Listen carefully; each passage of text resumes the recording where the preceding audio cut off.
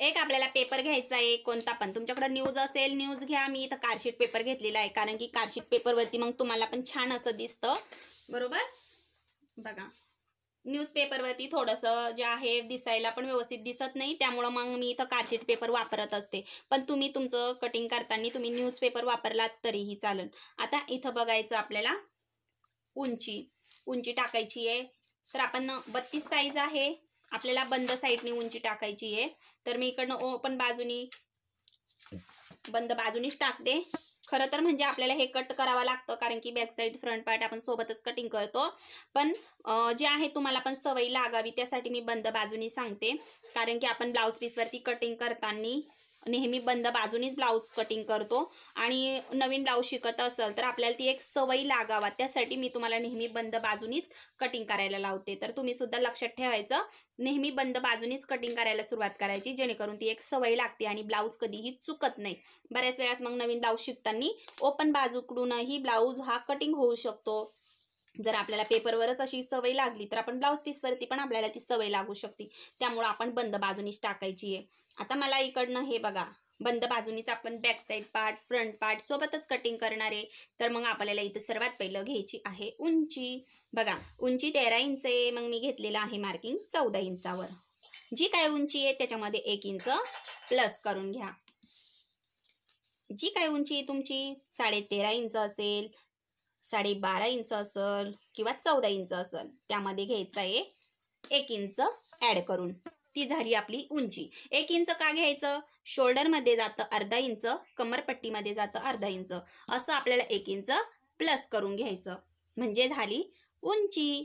आता इकडनं टाकायचं आहे आपल्याला शोल्डर. तर आपल्याला इथं टाकायचं आहे आता शोल्डर. तर शोल्डर जे आहे ती मी गळा उंचीनुसार टाकत असते, जी काय गळा उंची त्याच्यानुसार शोल्डर टाकत असते. तर मी लवकरच तुमच्याबरोबर पण शेअर करीन, तर मला कमेंट करून नक्की सांगा कुणाला शोल्डर टाकण्याचा प्रॉब्लेम येतो त्यांनी मला प्लीज सांगा. तर मी मागील गळ्यानुसार शोल्डर किती घ्यायचं त्याचा नेक्स्ट व्हिडिओ नक्की बनवेल. पण मला कमेंट पण आल्या पाहिजेत, नाहीतर मग कमेंटच नाही आल्या तर मग त्याच्यावरती व्हिडिओ असं वाटलं पाहिजे नाही का हा आपल्या सबस्क्रायबरांना खरंच ह्या व्हिडिओची गरज आहे, तर मग आपण व्हिडिओ बनवायला पण छान वाटतं. तर मग प्लीज कमेंट करून नक्की सांगा. आता बघा आपल्याला इथं मागचा गळा आहे 10.5 इंच, मग मी किती घेणार आहे 11 इंच. बरोबर, 11 इंचाचा गळा आहे माझा. तर मग मला शोल्डर डायरेक्टली किती घ्यायचं? ज्यावेळेस आपला खूप मोठा डीप गळा असतो त्यावेळेस शोल्डर जे आहे ती घ्यायचे आपल्याला 4.5 इंच. ज्यावेळेस तुमचा गळा जर वरती आहे तर तुम्ही इथं 10 इंचाच्या वरती म्हणजे 10 इंचापर्यंत जरी असला तरी शोल्डर जे आहे ते घ्यायचंय तुम्हाला 5 इंच. बरोबर, हे बघा. तर आपण इथं घेतलं 4.5 इंच. आता आपल्याला घ्यायची आहे मुंडा उंची. मुंडा उंची किती घ्यायची? 32 साईज आहे, मुंडा उंची मी घेणार आहे 5 इंच. इकडनं परत एकदा आपण मोजून घेऊ 4.5 इंच. तर हे झालं आपलं बघा, मुंडा उंची झाली, शोल्डर टाकून झालं. आता टाकायची आहे घडी. आता घडीचा म्हणजे आपल्याला छातीचा इथं टाकायचा आहे चौथा भाग. छातीचा चौथा भाग येतो 8 इंच, 8 चौक 32. त्याच्या पुढे शिलाई मार्जिन घ्यायचं आहे आपल्याला 2 इंच. हे बघा इथं घेतलेलं आहे आपण शिलाई मार्जिन 2 इंच. आता आपल्याला टाकायचं इथं आपल्याला सरळ रेष मारून घ्यायची. तर कमर नाही मोजलं तरी चालतं, काही अडचण येत नाही. आपल्याला मेन आहे म्हणजे छातीचा चौथा भाग आणि 2 इंच ऍड करून घ्यायचं. बरोबर, इथं येतं आपल्याला छातीचा चौथा भाग. आता बघा, आता इथून आपल्याला काय करायचंय, याचा मधला सेंटर काढायचा आहे. जिथपर्यंत आपला घडी आलेली आहे इथपर्यंत आपल्याला घ्यायचा आहे मधला सेंटर. तर इथून आपल्याला घेणार आहोत आपण बॅक साईड पार्टचा मुंड्याचा आकार. हा मुंड्याचा आकार आपला इथला परफेक्ट मुंड्याचा आकार निघतो या पद्धतीने. बरोबर, आणि परत एक मुंड्याचा आकार घ्यायचा, तो म्हणजे फ्रंट पार्टचा. इथून घ्यायचा आहे आपल्याला, ह्या सेंटरपासून आपल्याला अजून एक पॉईंट घ्यायचा. हे बघा, आणि हा आपल्याला इथे जोडायचा. म्हणजे हा झाला आपला फ्रंट पार्टचा.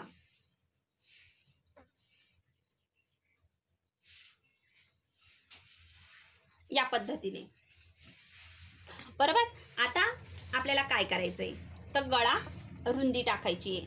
बरोबर, आता इथं गळा रुंदी टाकायच्या आधी आपल्याला महत्त्वाचं म्हणजे शोल्डर पट्टी पण आहे बघा. बऱ्याच वेळेस काय होतं, मग गळा रुंदी आपण ही घेऊ शकतो. शोल्डर 4.5 इंच घेतलेलं आहे आणि मग गळा रुंदी आपण घेतली 2.25 इंच.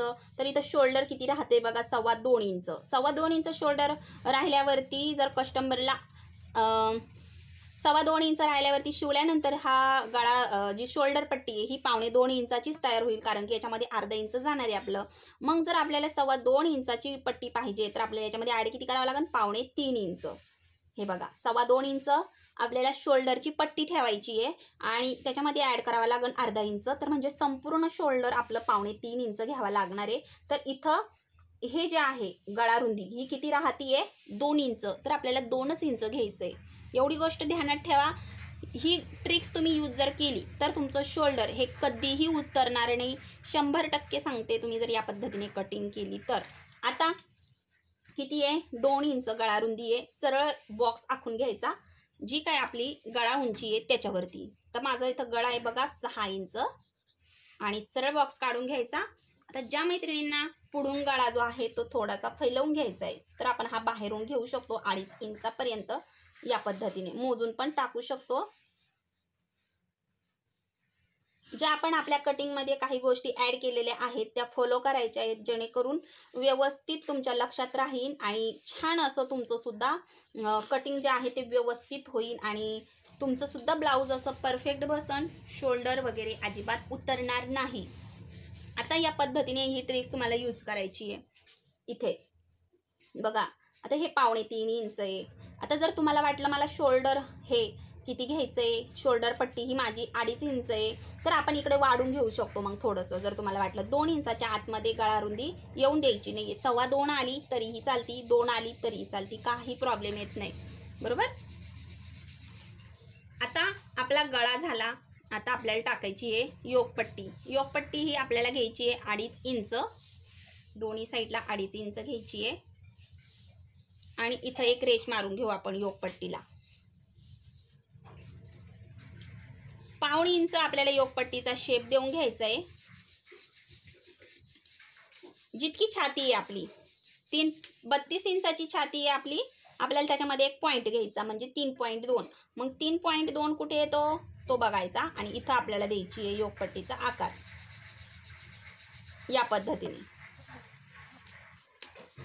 आता आपल्याला टाकायची आहे कटोरी. 32 साईजला कटोरी किती घ्यायची आहे की नाही, 32 साईजला इथं मी कटोरी घेणार आहे 5 इंच. 5 इंचाची कटोरी घ्यायची आहे. इकडनं आपल्याला पॉईंट घ्यायचा आहे 5 इंच आणि इथं द्यायचं आहे आपल्याला शेप, कटोरीचा आकार द्यायचा आहे आपल्याला. तर तुम्ही इथून 2.5 इंच सुद्धा मोजून घेऊ शकता. 2, 2.5 जसं तुमचं फ्रंट पार्टच्या पार्टपासून तुम्ही इथं मोजून घेऊ शकता. जसं मी आत्ता घेतलं 2.5 इंच. तर बघा या पद्धतीने इथं आकार देऊन घ्यायचा आहे आपल्याला. आता हे झालं आपलं मार्किंग. आपल्याला काय करायचं आहे, ही योकपट्टी वाढवून घ्यायची आहे खाली 1.25 इंचानी. आता बॅक साईड पार्टला याची गरज नाही आहे, आपण खालच्या साईडला बॅक साईड पार्ट हा कट करून घेणार आहे आणि तो कसा कट करायचा मी ते तुम्हाला सांगते. आता इथं योकपट्टी ही आपण वाढवून घेतलेली आहे म्हणजे आपल्याला नंतरून हिला वाढवण्याची गरज पडणार नाही. बरोबर. आता आपण हे कट करून घेऊ. हे बघा कट करून घेऊ आपण याला इथून.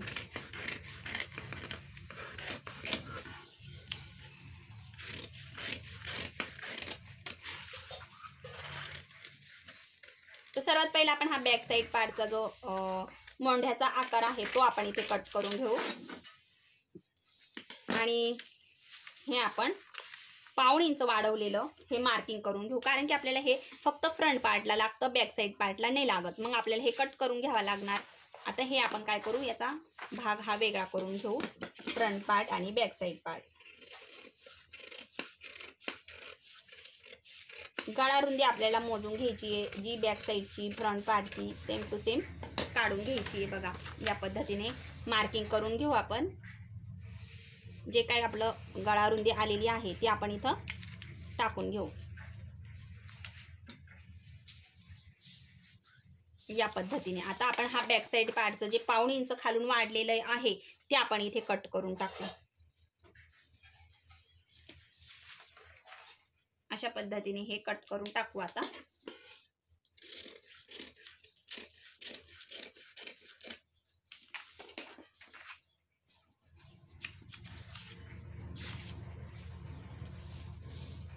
आता बॅक साईड पार्टचा आपल्याला घ्यायचा आहे गळा. तर आपला गळा होता 11 इंच, म्हणजे 10.5 इंच ही उंची होती गळ्याची. मी त्याच्यामध्ये घेतलेला होता अर्धा इंच ॲड करून, आणि खालून गळा रुंदी तुम्ही फैलवू शकता 2.5 इंचापर्यंत.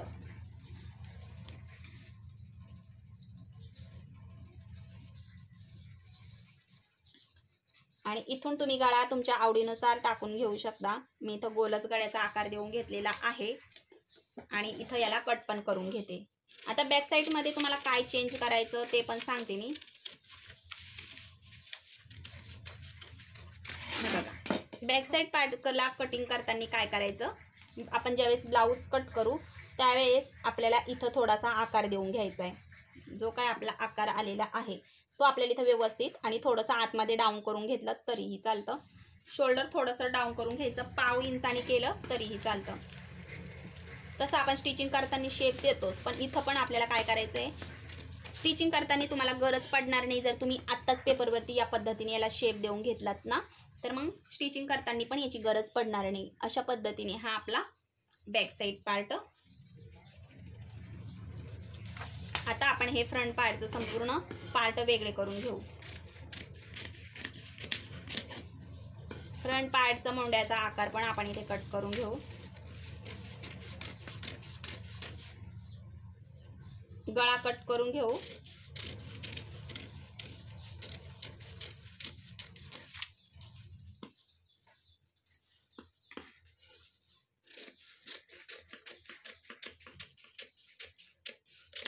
बघा, या पद्धतीने ही आपली क्रॉस पट्टी झाली.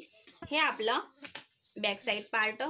योक पट्टी आपण वाढवून घेतलेली, त्यामुळे आपल्याला वाढवण्याची गरज पडणार नाही. आता आपल्याला कटोरी वाढवायची आहे. कटोरी कशी वाढवायची ते सांगते. इथं आपल्याला एक पेपर घ्यायचा आहे दुसरा. आता ही आपण कटोरी जशीच्या तशी आखून घेऊ.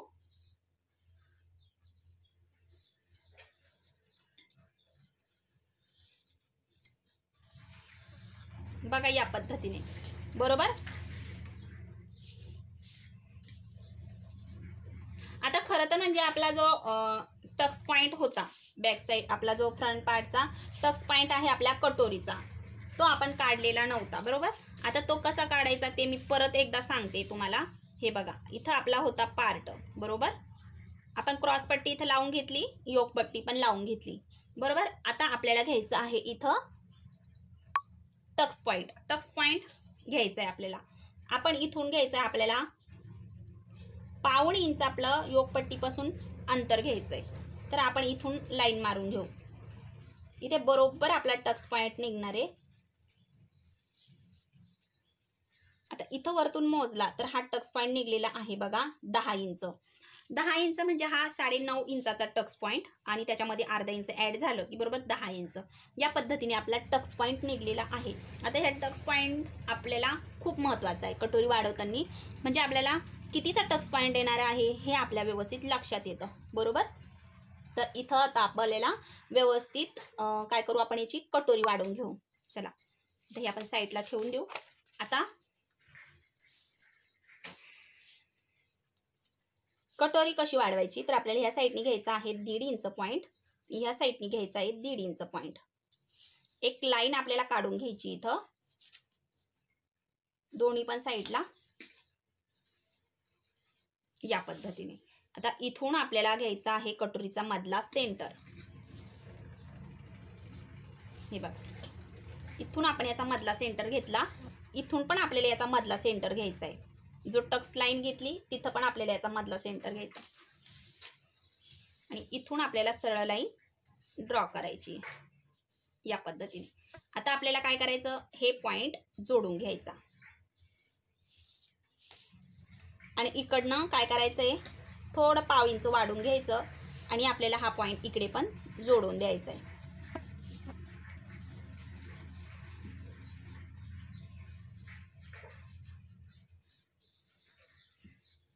या पद्धतीने आपली कटोरी साईडने वाढवून घेतलेली आहे. आता खाली किती वाढवायचं ते पाहू. इथं तुम्ही 32 साईजसाठी 2.5 इंच पॉईंट घेऊ शकता. बरोबर. आता आपल्याला इथं म्हणजे संपूर्ण टक्स हा 2.5 इंच हा घेतलेला आहे आपण. आता इथून आपल्याला हा पॉईंट जोडायचा आहे या पद्धतीने. बघा अशा पद्धतीने ही कटोरी आपण काढून घेतली. किती छान हिचा शेप निघलेला आहे. ही झाली आपली 32 साईजची कटोरी. छान असा हिचा आकार शेप निघलेला आहे. आता हिला आपण कट करून घेऊ. हे बघा अशा पद्धतीने ही कटोरी आपली इथे लागल्या जाईल. याच्यामध्ये कमीत कमी 1 इंच अंतर आपला आलेला आहे, म्हणजे आपली कटोरी ही परफेक्ट निघलेली आहे. ही इकडनं ही आपली योगपट्टी राहणार आहे. बघा या पद्धतीने व्यवस्थित जोडल्यानंतर बरोबर हिचं पॉईंट जो आहे तो व्यवस्थित बसतो आणि छान अशी फिनिशिंग पण येते ब्लाऊजला. कटोरीचा आकार कसा निघणार आहे ते पण मी तुम्हाला सांगते. सर्वात पहिले हिला कट करून घेऊ आपण. व्हिडिओ आवडला असेल तर लाईक करा. चॅनलवर पण नवीन असाल तर चॅनलला पण सबस्क्राईब करा. अजून आपला व्हिडिओ पूर्ण झालेला नाही आहे, त्यामुळं व्हिडिओ स्किप नका करू किंवा व्हिडिओ सोडून नका जाऊ. अजून आपल्याला बाही कटिंग करायची आहे. परफेक्ट पद्धतीनं 32 साईजची बाही कशी कटिंग करायची ते मी तुम्हाला आजच्या व्हिडिओत दाखवणार आहे. आता आपण सर्वात तर पहिलं ह्या कटोरीचा मधला सेंटर काढू आणि मग बघू आपला टक्स कसा आलेला आहे. तर इथं मी 1.5 इंच पॉईंट घेणार आहे. बघा आडवा 1.5 इंच आणि आपला उभा तर निघलेला आहे बरोबर 2.5 इंच. तुम्ही त्याला कट लावून घेऊ शकता, म्हणजे तुमच्या व्यवस्थित लक्षात राहील. तर ही आपली 32 साईजची कटोरी बघा किती छान निघलेली आहे आकार. ठीक आहे. अशा पद्धतीने सोप्या पद्धतीने तुम्ही इथं ही कटिंग करू शकता. अगदी झोपेत तुम्ही कटिंग करू शकता, एवढी सोपी पद्धत आहे मैत्रिणींनो. तुम्हाला कशी वाटली मला सांगा कमेंट करून. बोललेलं आहे. तुम्हाला व्हिडिओ कसा वाटला मला कमेंट करून सांगा. व्हिडिओ आवडला असेल तर लाईक करा. चॅनलवर नवीन असेल तर चॅनलला सबस्क्राईब करा. नेक्स्ट व्हिडिओमध्ये मी कसला व्हिडिओ बनवू ते सुद्धा मला तुम्ही सांगा. त्याच्यावरती व्हिडिओ नक्की मी बनवेल. व्हिडिओ बघितल्याबद्दल धन्यवाद.